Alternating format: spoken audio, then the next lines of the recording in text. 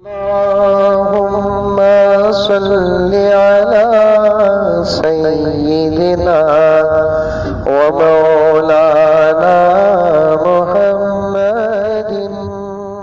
रात को आया मैं, रात को आया।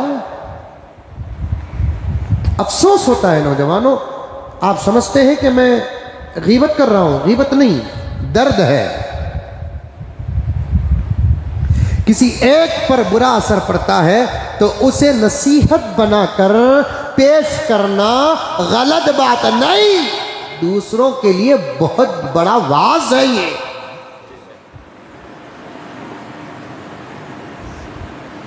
और कुछ बेवकूफ और नादान है, कहते हैं क्या जरूरत मौलाना को वो सब बोलने की। ये जुमले मुशरिकों के हैं।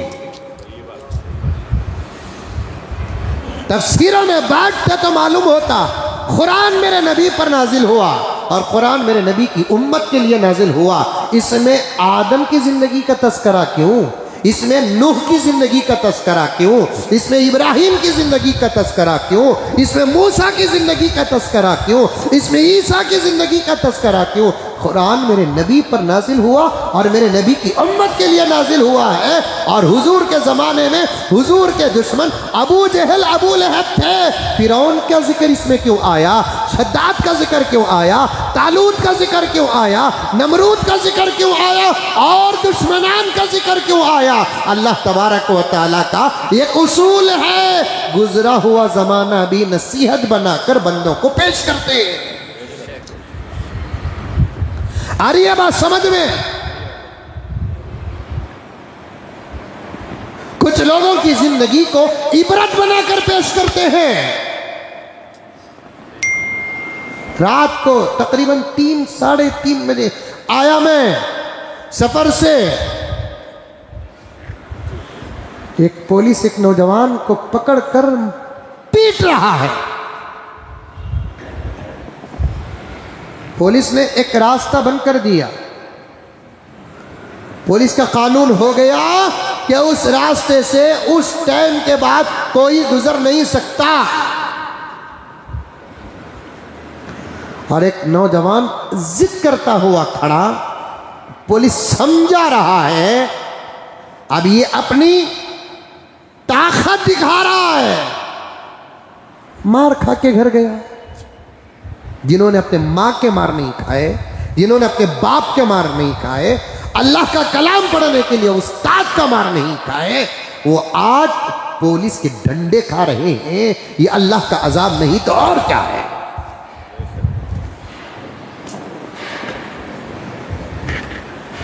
नौजवानों, तुम्हारी तबाही नहीं तो और क्या है, तुम्हारी जिल्लत नहीं तो और क्या है।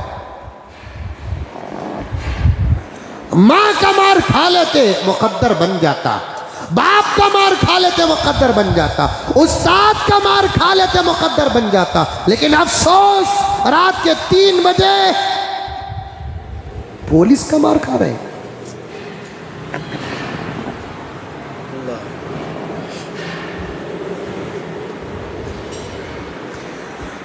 सच कहा किसी ने कि इस दौर के नौजवानों को अबू बकर की जुबान नहीं, उमर के कोड़ों की जरूरत है।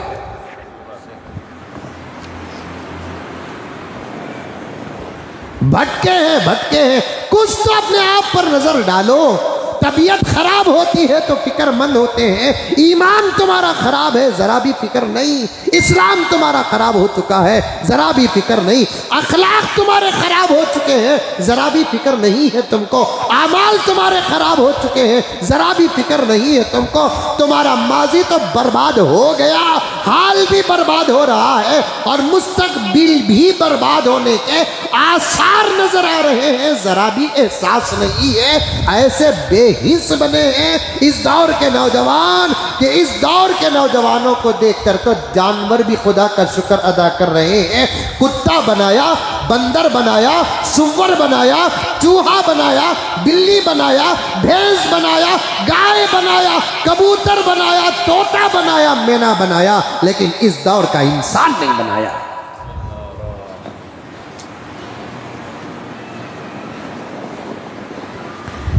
आखिर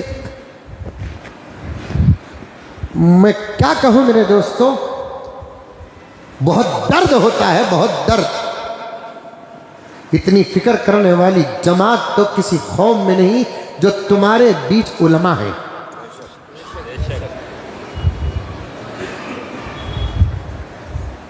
इतना दर्द उठाने वाली कोई जमात नहीं जितना दर्द तुम्हारा उलमा इस वक्त उठा रहे हैं।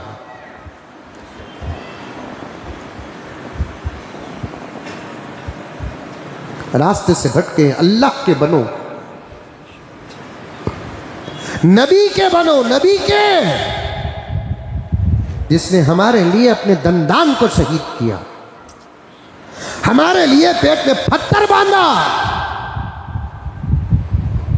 हमारे लिए रातों में तकिए से सर उठाकर कहता कि मोहम्मद अगर तुम ऐसा सोते रहोगे तो तुम्हारी उम्मत का क्या होगा।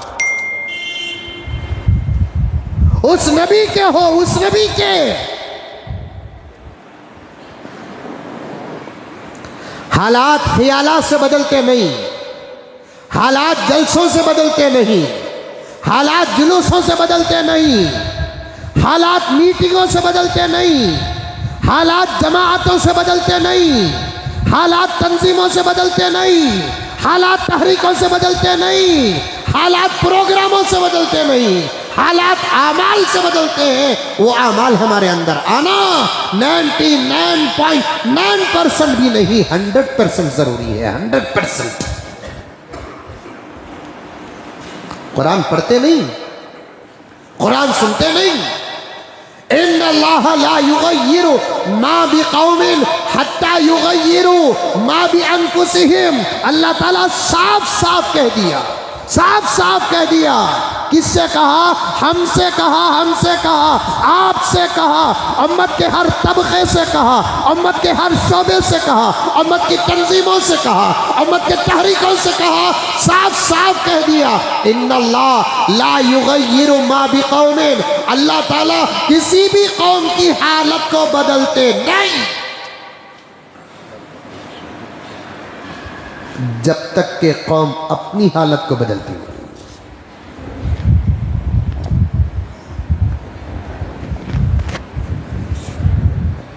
नौजवानों, मुसलमानों, तुम्हें समझाने के लिए अब कौन सी जमात को लाना है, तुम्हें समझाने के लिए कौन सा तरीका इख्तियार करना है, ये हमारे अकाबिर की समझ से बाहर हो चुका है मसला। तुम रास्तों में बैठते हो, मस्जिदों में नहीं बैठते, बाजारों में बैठते हो, मस्जिदों में नहीं बैठते, शादी महलों में बैठते हो, मस्जिदों में नहीं बैठते, अड्डों में बैठते हो, मस्जिदों में नहीं बैठते। मोबाइल लेकर तुम्हारा वक्त कैसे बर्बाद होता है तुम्हें पता तक नहीं चलता, लेकिन मस्जिदों में बैठते हो या मस्जिदों में आते हो तो नमाज के लंबे होने का एहसास तुमको नमाज ही के अंदर हो रहा है।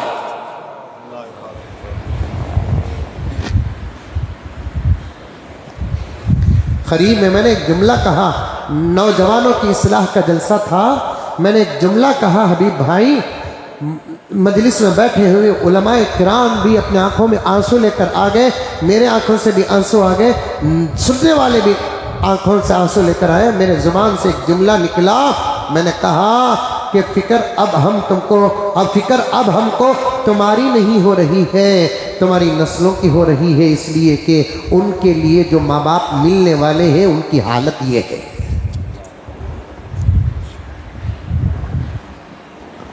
आज थोड़ा बहुत हम हैं, ये हमारे माँ बाप के ईमान और आमाल का सदका है, और हम नील हो चुके हैं, खाली हो चुके हैं, हमारी औलाद का क्या होगा।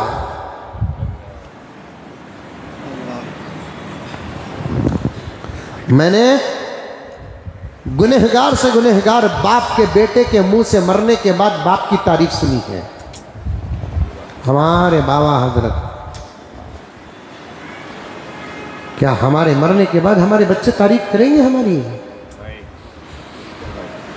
हमारी जिंदगी का वो कौन सा लम्हा है जिसे पेश करे हमारी औलाद, उनकी औलाद के सामने, देख तेरा दादा ऐसा था, तेरी दादी ऐसी थी, तेरा नाना ऐसा था, तेरी नानी ऐसी थी, बता सकते हैं?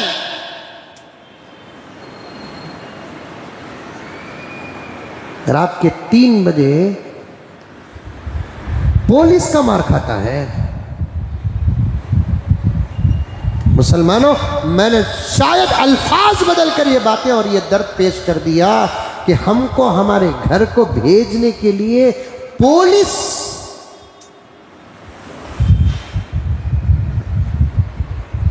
जूते, डंडे, और मैं भी क्या कहूं अपने आप को, कितना नादान हूं कि मैं आप जैसे लोगों को सामने बिठाकर ये बातें कर रहा हूं, लेकिन उन तक बातें चली जाए तो बहुत अच्छा है। जिन लोगों को इन बातों की ज़रूरत है वो लोग अब तक मस्जिद में नहीं है।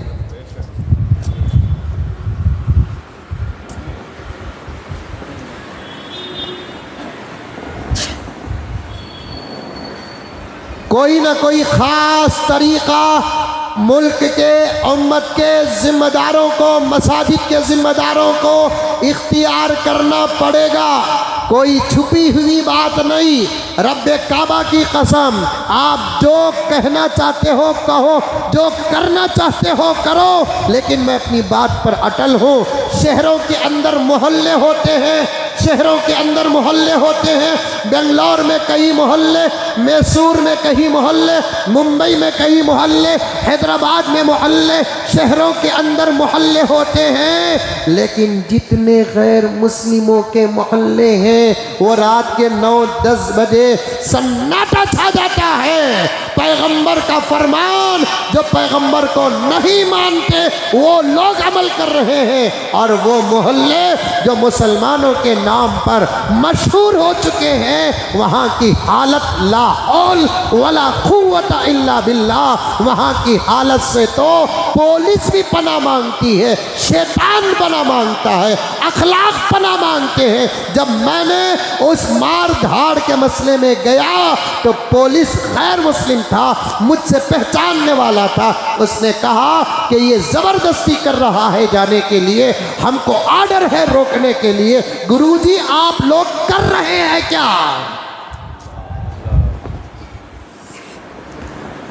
मैं सच कह रहा हूं अकरम, रात को 3 बजे थका मांदा सफर करके आया, फिर मुझे फजर तक सिर्फ इस गम में नींद नहीं आई, इस फिक्र में नींद नहीं आई। अल्लाह, मेरे नबी की इस दौर की उम्मत का नौजवान क्या हो गया?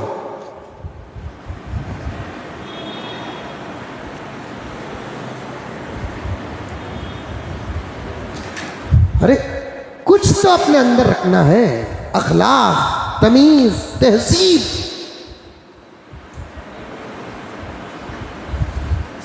याद है मेरा उन्वान याद है, लेकिन दर्द पेश कर रहा हूं।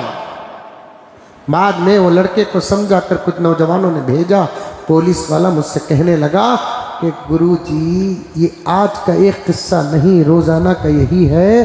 तुम्हारी कौम की लड़कियां तो रात को 3 बजे चाय पीने यहाँ आती है। लड़कियां, औरतें रात के 3 बजे चाय पीने के लिए सिटी मार्केट जाए, शिवाजी नगर जाए। चूंकि मैं बेंगलोर वाला हूं तो बेंगलोर के मोहल्ले बयान कर रहा हूं। बयान ये आज इसका पूरा मुल्क जाता है। अपने अपने शहरों में अपने अपने मोहल्लों पर खियास कर लो। ये पुलिस वाला कहता है तुम्हारी कौम की औरतों को चाय रात के 2 बजे याद आती है। घर गया मैं। ये तो लड़कों का किस्सा नहीं है, ये तो इस वक्त तो पूरी रात हमको झेलना पड़ता है।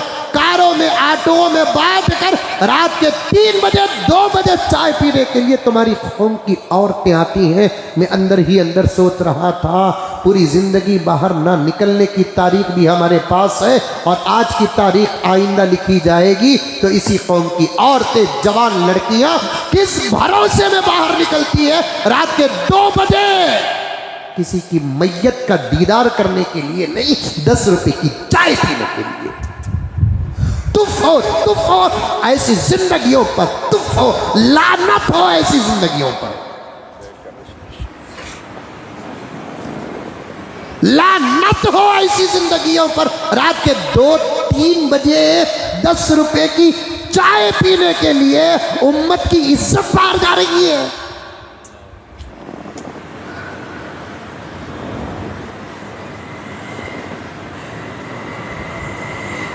क्या किया जाए इस कौम को? एक चाय पीना ही है तो घरों में पना कर पीकर मरो।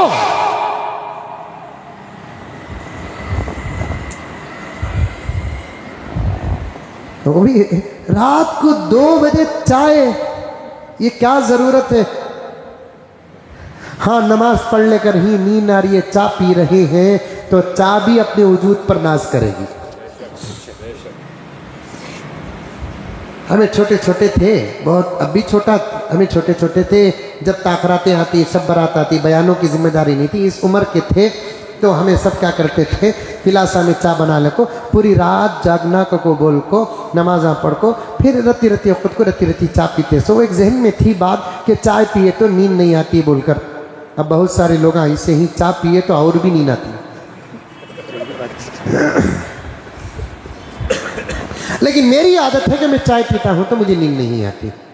अब हमारे रात के मसरूफियात और रात के कामकाज मुताले के लिए हम साफ कह देते हैं कि एक गिलास में चाय बना दे बेटी। अब वो बना कर रख देती है तो हम पीते पीते कुछ काम कर लेते हैं, हो गया किस्सा ख़त्म है। वरना कोई काम नहीं है, दीन का कोई काम नहीं है तो रात दुनिया का काम करने का वक्त भी नहीं है।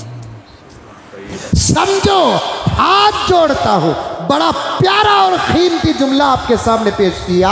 रात दीन का काम करने का अगर मौका नहीं है तो फिर रात दुनिया का काम करने का वक्त भी नहीं है। वजअलना लैला लिबासा वजअलना नौमकुम सुबाता, हमने रात को तुम्हारे लिए लिबास बनाया, ओढ़ना बनाया, चादर बनाया, कम्बल बनाया, बरशीट बनाया, और तुम्हारे लिए नींद को हमने राहत बनाया। ये तबीयत है। डॉक्टर हजरात बैठे हैं, पूछ कर देखिए, रात की नींद जिसको नहीं मिलती उसे दिन का सुकून भी नहीं मिलता।